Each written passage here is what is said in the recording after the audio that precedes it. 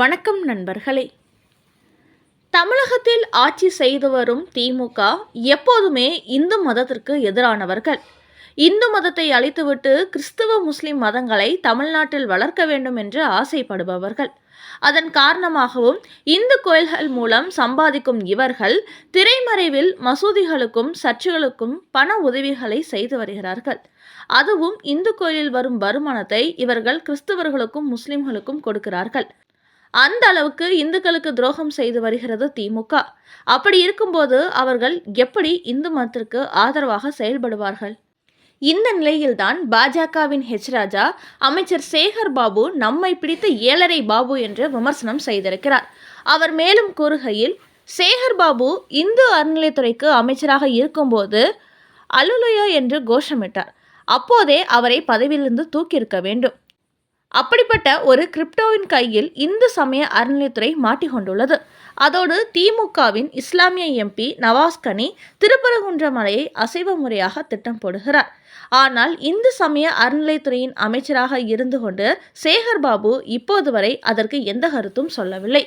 இவர் இந்துக்களுக்கு எதிரானவர் என்பதை இதிலிருந்தே தெரிந்து கொள்ள முடிகிறது. அதோடு திருப்பரங்குன்றம் மலையின் 50 சென்ட் நிலம் வக்பு வாரியத்திற்கு சொந்தமானது என்று கூறுவது மிகப்பெரிய தவறு. 1931ஆம் ஆண்டு நீதிமன்றம் இதை சொல்லவில்லை. இப்படி எந்த ஒரு சொத்துக்களாக இருந்தாலும் அது தங்களது வக்பு வாரியத்துக்கு சொந்தமானது என்று இவர்கள் சொல்வதனால்தான் மத்திய அரசு வக்பு வாரிய திருத்த சட்டத்தை கொண்டு வந்திருக்கிறது. இவர்கள் இந்த செயல்பாடுகள் தமிழ்நாட்டில் இந்து முஸ்லிம் மோதலை ஏற்படுத்த வேண்டும் என்ற நோக்கத்திலேயே செயல்படுத்தப்பட்டு வருகிறது. இல்லை என்றால் இத்தனை ஆண்டுகளும் இல்லாத ஒரு வழக்கத்தை இவர்கள் திடீரென்று கையில் எடுத்ததின் பின்னணி என்னவாக இருக்க முடியும்? அதோடு தமிழ்நாட்டில் தங்களது அபிமானத்திற்குரிய மு.க. ஸ்டாலின் ஆட்சி நடப்பதால் அவர் முழுக்க முழுக்க நமக்கு ஆதரவாக இருப்பார். அதனால் இந்த ஆட்சியின் போதே திருப்பரங்குன்றம் மலையை சிக்கந்தர் மலையாக்கி விடுவோம் என்று இவர்கள் திட்டம் போடுகிறார்கள். ஆனால் மு.க. ஸ்டாலினை நினைத்தாலும் அது நடக்காது. அந்த அளவுக்கு தமிழ்நாட்டில் உள்ள இந்துக்கள் ஒன்றும் இளிச்சவாயர்கள் அல்ல என்பதை இஸ்லாமியர்கள் புரிந்து கொள்ள வேண்டும் என்று ராஜா சரமாரியாக போட்டு தாக்கியுள்ளார். அடுத்த செய்தி. ஆண்டுக்கு 10,000 கோடி திருட்டு, கொள்ளைகார திமுக செய்யும் சம்பவம். மு.க. ஸ்டாலின் கம்பி எண்ணுவார். அண்ணாமலை வெளியிட்ட திடுக்கிடும் தகவல். தமிழக முதலமைச்சர் மு.க. ஸ்டாலின் நேர்மையான முறையில் தேர்தலை சந்தித்து வெற்றி பெற்று ஆட்சிக்கு வர வேண்டும் என்று நினைப்பதில்லை.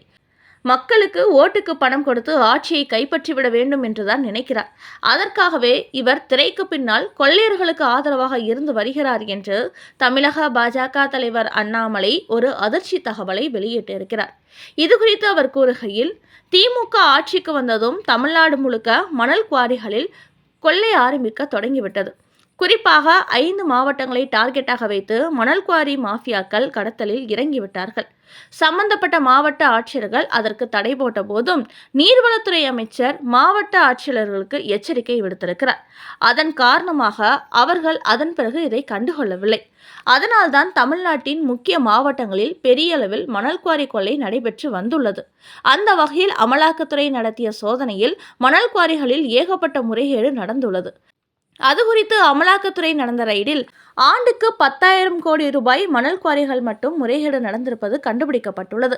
அதன் காரணமாகவே தற்போது நீர்வளத்துறை அமைச்சர் துரைமுருகனை டார்கெட்டாக வைத்து அமலாக்கத்துறை மீண்டும் களத்தில் இறங்கியிருக்கிறது. குறிப்பாக துரைமுருகனின் பின்னணியில் இருந்து கொண்டு அவரது மகன் கதிர் ஆனந்த் இந்த முறைகேடுகளில் பெரிய அளவில் கவனம் செலுத்தியதால் தான் தற்போது முதல் கட்டமாக கதிர் ஆனந்தை அமலாக்கத்துறை சுற்றி வளைத்திருக்கிறது. இதற்கு என்ன காரணம் என்றால், திமுகவை பொறுத்தவரை 2026 சட்டமன்ற தேர்தலை ஜனநாயக முறைப்படி சந்திக்க தயாராக இல்லை. தமிழகம் முழுக்க ஓட்டுக்கு 5,000 10,000 என்று வாரி இறைத்து வெற்றி பெற்றுவிட வேண்டும் என்று சீக்கிரம் திட்டம் போட்டு வருகிறார்கள். அந்த அளவிற்கு மு.க. ஸ்டாலினுக்கு பதவி வெறி முற்றிவிட்டது. அதன் காரணமாகத்தான் கனிமவள கொள்ளையர்களையும் இவர்கள் கண்டுகொள்ளவில்லை.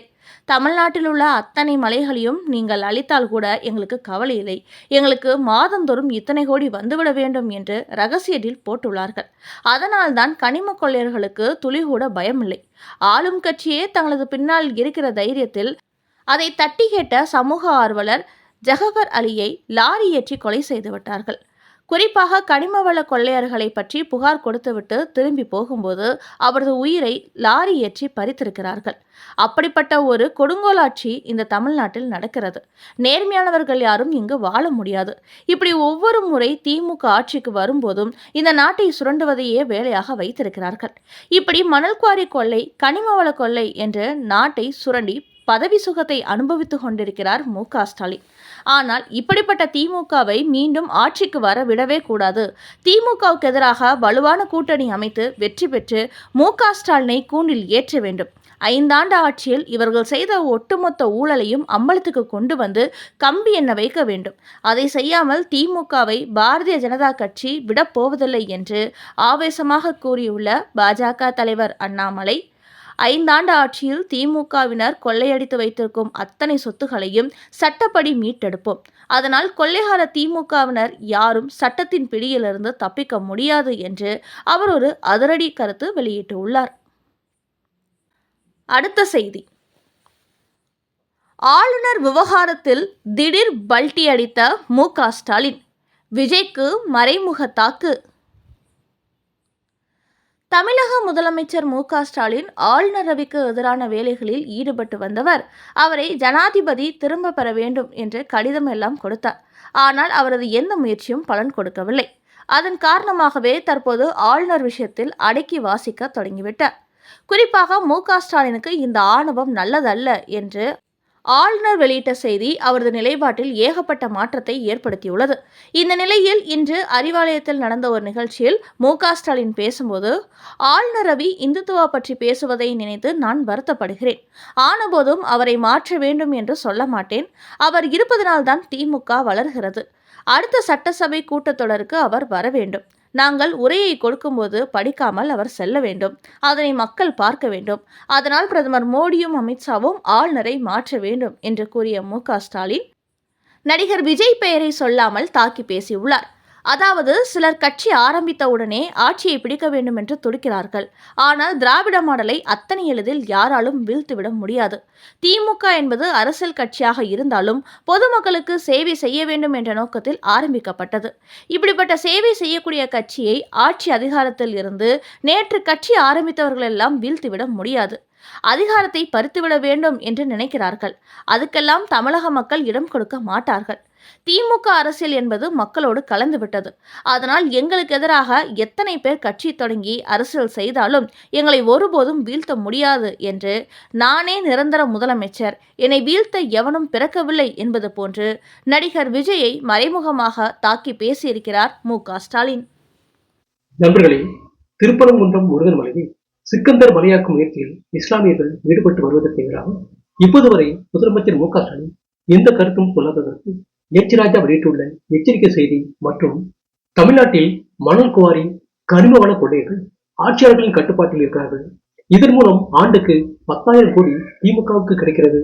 இதனால் திமுக ஆட்சி முடிவடையும் போது மு.க. ஸ்டாலின் கம்பி எண்ணுவார் என்று அண்ணாமலை கூறியிருப்பது குறித்த உங்களோட கருத்துக்களை கமெண்ட் பாக்ஸில் பதிவிடவும். நன்றி, வணக்கம்.